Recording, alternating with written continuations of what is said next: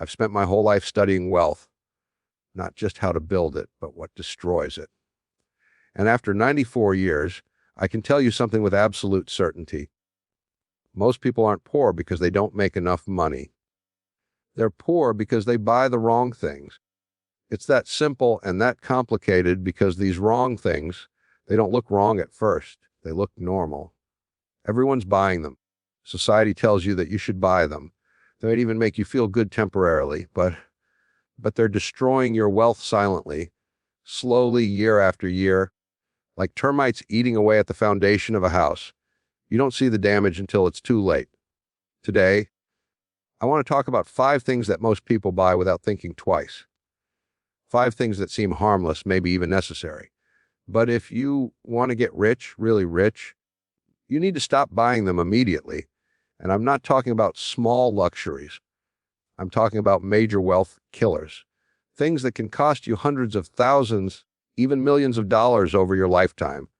So let's start with the first one, the biggest wealth destroyer I see in modern society, and that's new cars.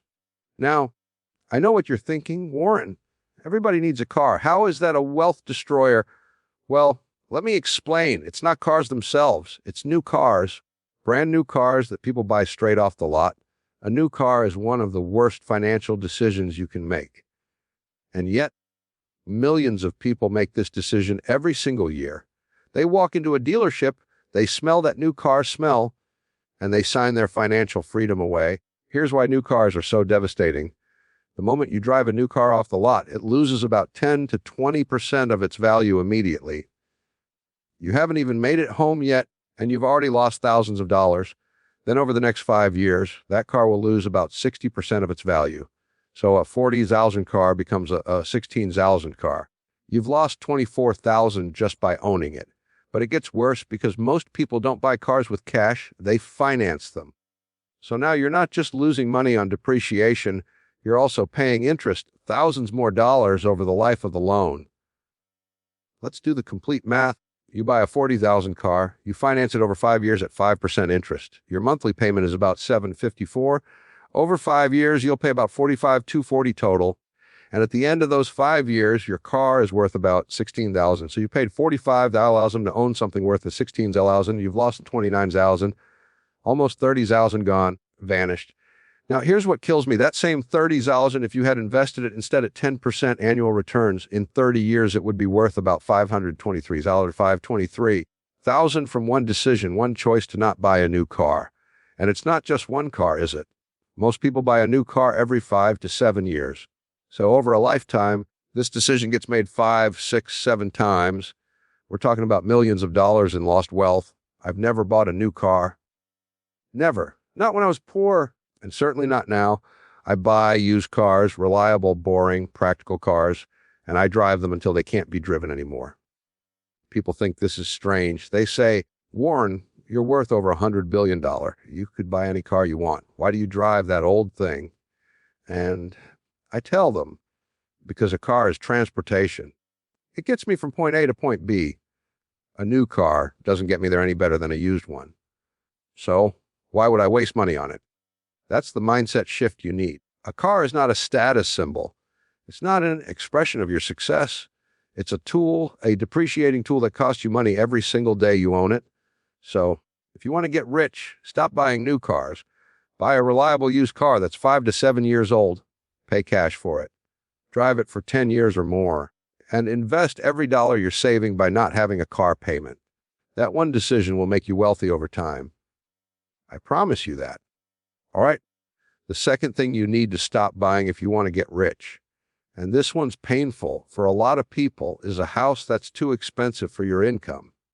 Now, I'm not saying don't buy a house. Owning a home can be a good financial decision if you do it right. But most people don't do it right. They buy too much house. They stretch themselves to the absolute limit of what a bank will lend them. And the banks are happy to lend you as much as possible because they make money on the interest. They don't care if your house poor. They don't care if you have no money left over to invest. Here's what happens. A bank tells someone making $100,000 a year that they can afford a $400,000 house. And that person thinks, great, I'm approved for 400,000. I should buy a 400,000 house. But that's insane. Just because a bank will lend you money doesn't mean you should borrow it. Banks qualify you based on debt-to-income ratios that are designed to maximize their profits. Not your wealth. A 400,000 house with 20% down means a 320,000 mortgage at 4% interest over 30 years. That's about $1,500 a month in principal and interest. Add property taxes, insurance, maintenance. You're looking at $2,000 to $200 and $500 a month easily. That's $25,000 to $30,000 a year. On a $100,000 income, that's 25 to 30% of your gross income. After taxes, you're spending 40% or more of your take-home pay on housing. And what's left for investing, for building wealth? Almost nothing. Your house rich and cash poor. Your money is locked up in equity that you can't access unless you sell or borrow against it. I bought my house in 1958 for $31,500. I could have afforded more even back then, but I didn't need more. The house was comfortable. It was in a good location. It was enough.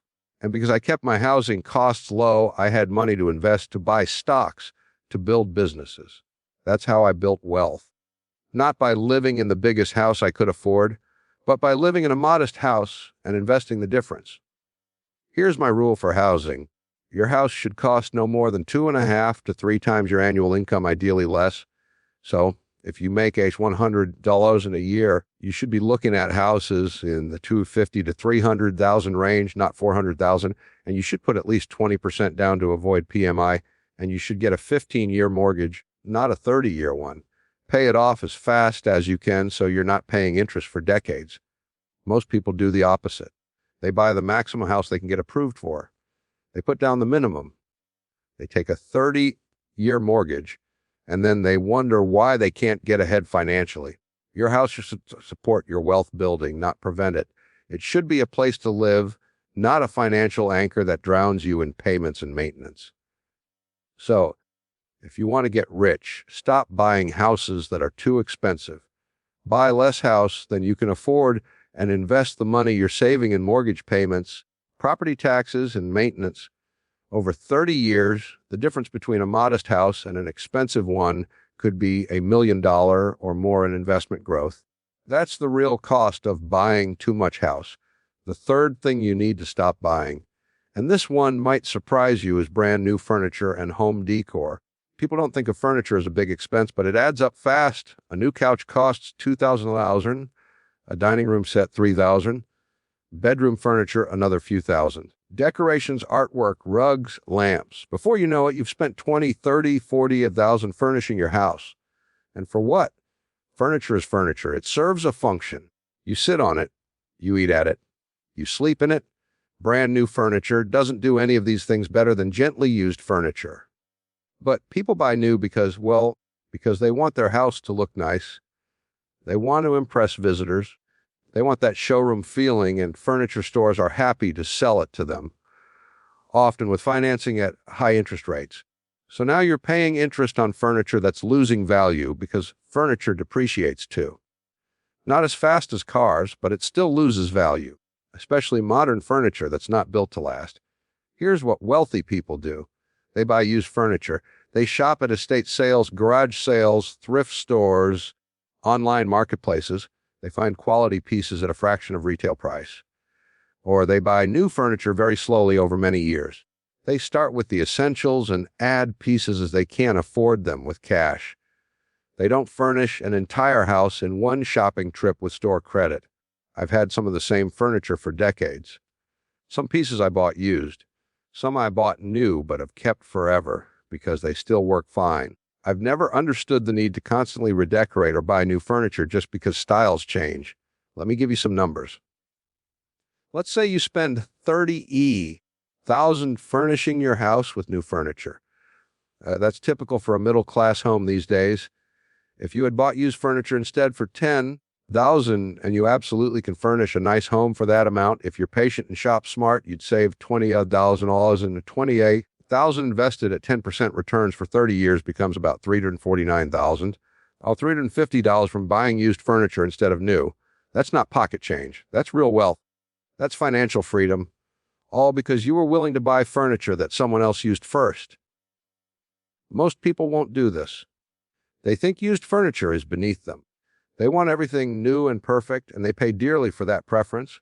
So if you want to get rich, stop buying new furniture. Buy used, buy slowly, buy only what you actually need, and invest the money you're saving.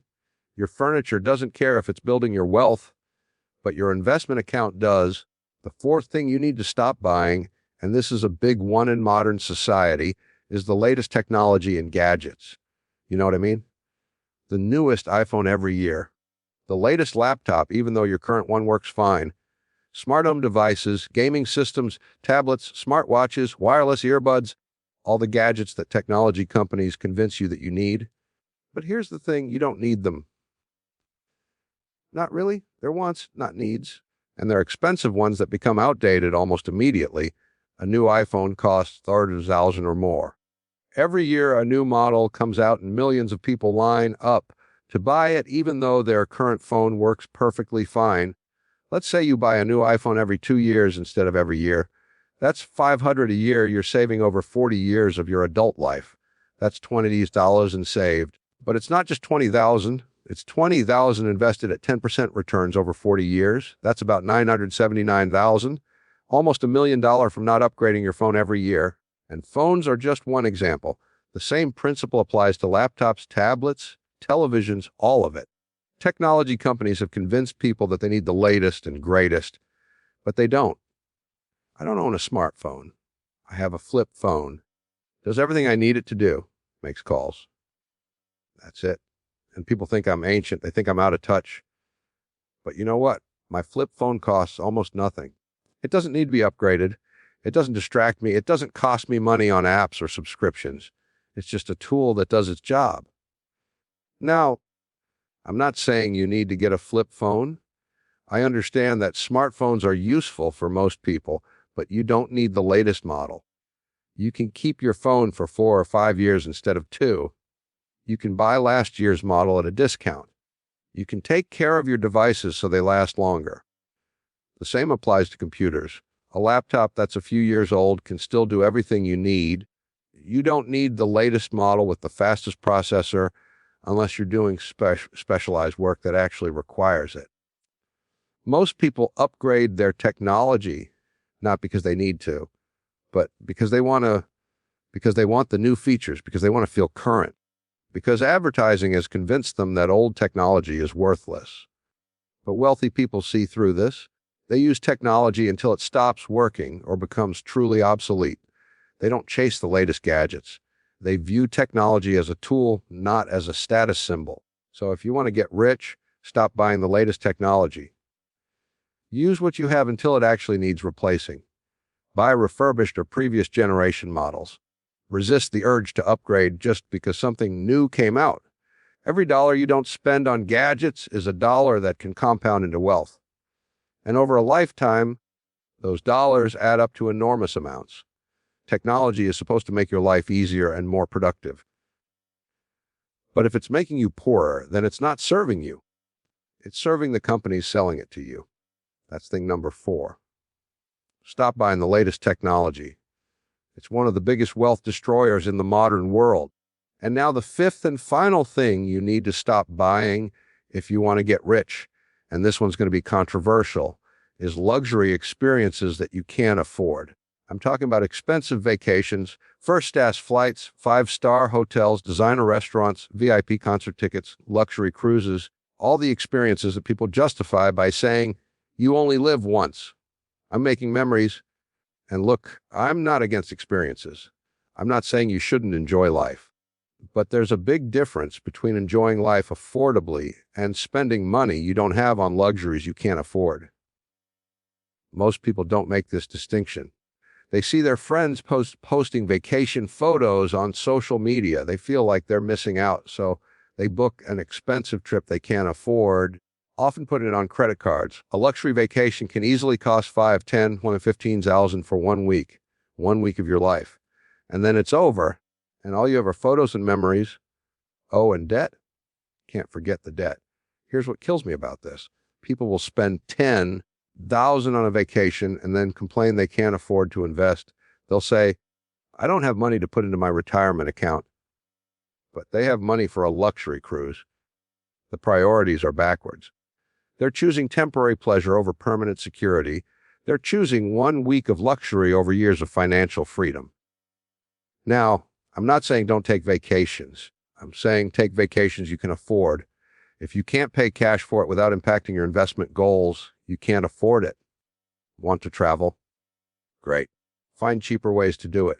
Road trips instead of flights. Camping instead of hotels. Cooking your own meals instead of eating out every meal. There are plenty of ways to travel affordably and still have wonderful experiences. I've never been on an expensive vacation in my life. I've traveled for business. Sure, but I've never felt the need to stay in 5-star hotels or fly first class or go on luxury cruises. Why? Because those things don't make me happier. A fancy hotel room is just a place to sleep. A first-class seat gets me to the same destination at the same time as economy. A luxury cruise is just, well, I've never understood the appeal. But beyond my personal preferences, the math is devastating. Let's say someone takes 2 luxury vacations a year, spending $10,000 each time. That's $20,000 a year. Over 30 years, that's $600,000 spent on vacations. But if they had taken budget vacations instead, say $5,000 total per year, and invested the other $15,000 at 10% returns, that's about $2.4 million. That's the real cost of luxury vacations. That's what you're giving up. Not just the money you spend, but all the wealth that money could have become.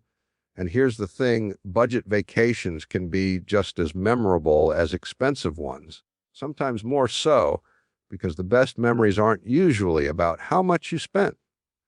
They're about who you were with and what you experienced.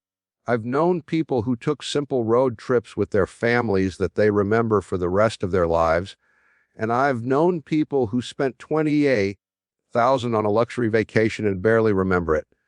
The experience isn't determined by the price tag, but your wealth definitely is. So, if you want to get rich, stop buying luxury experiences you can't afford. Travel affordably. Create memories that don't cost a fortune. And invest the difference. Your future self will thank you because the freedom that wealth provides lasts a lot longer than a week-long vacation. All right? Let me recap these 5 things because they're important. If you want to get rich, you need to stop buying 1, new cars. Buy used reliable vehicles and drive them for years. This alone can make you a millionaire. 2, houses that are too expensive. Buy less house than you can afford. Keep your housing costs low so you have money to invest. 3, brand new furniture and home decor. Buy used, buy slowly, buy only what you need. Save tens of thousands. 4, the latest technology and gadgets. Use what you have until it truly needs replacing. Stop chasing the newest model of everything. 5, luxury experiences you can't afford. Travel and enjoy life affordably. Don't sacrifice your financial future for Instagram-worthy vacations. These 5 things, if you eliminate them from your life, you will save hundreds of thousands of dollars. Probably millions over your lifetime. And that money invested consistently will make you wealthy. But here's the hard part. Actually doing it because all of these things seem normal. Everyone around you is buying them. Society tells you that you should buy them. You'll feel like you're missing out. You'll feel like you're depriving yourself, and sometimes you'll be judged. People will think you're cheap. They'll wonder why you drive an old car or live in a modest house or don't take fancy vacations. But you have to decide what matters more to you. The approval of people who are probably broke themselves or your own financial freedom. I chose freedom a long time ago, and I've never regretted it. Not for 1 second. Because that freedom, that ability to do what I want, when I want without worrying about money, that's worth more than any car or house or vacation could ever be worth. You can make the same choice. Starting today, right now, you can decide to stop buying these 5 things to redirect that money toward investments, toward building real lasting wealth. It won't be easy. It will require discipline. It will require you to be different from everyone around you. It will require you to delay gratification and think long term. But it works. It absolutely works. I'm living proof. And there are millions of other wealthy people who did the exact same thing. The secret to getting rich isn't making more money. Most people who make a lot of money stay broke because they spend it all. The secret is not spending money on things that don't build wealth. Stop buying these 5 things and start investing the money instead. That's the formula. That's the path. That's how you get rich. It sounds simple because it is simple. But simple doesn't mean easy. It takes courage to be different, to live below your means when you could live at your means, to drive an old car when you could finance a new one, to stay in a modest house when you could stretch for something bigger. But that courage pays off richly with wealth that lasts, with freedom that compounds, with a life lived on your own terms. So I'm asking you to make a commitment today. Look at your spending. Identify which of these 5 things you're buying and stop. Stop financing new cars. Stop stretching for too much house. Stop buying furniture you don't need. Stop upgrading your technology constantly. Stop taking luxury vacations you can't afford. Just stop and redirect that money, every single dollar, into investments, into index funds, into dividend-paying stocks, into assets that will grow and compound and build your wealth year after year. Do this consistently for 10, 20, 30 years, and you will be wealthy. Not because you made some genius investment, not because you got lucky, but because you had the discipline to stop buying things that destroy wealth and start buying things that build it. That's the real secret. It's not complicated. It's not hidden. It's just that most people won't do it. They want the new car and the big house and the fancy vacations too much. They can't delay gratification long enough to build real wealth. But you can be different. You can make better choices. You can be the person who drives an old car and lives in a modest house but has millions in the bank. The person who has real wealth, not just the appearance of wealth. That's who I've been my entire life, and it's worked out pretty well for me. I think it can work out well for you too. So, stop buying these 5 things, start building real wealth, and enjoy the freedom that comes with it. Thank you for listening. Now go make better choices with your money. You've got this.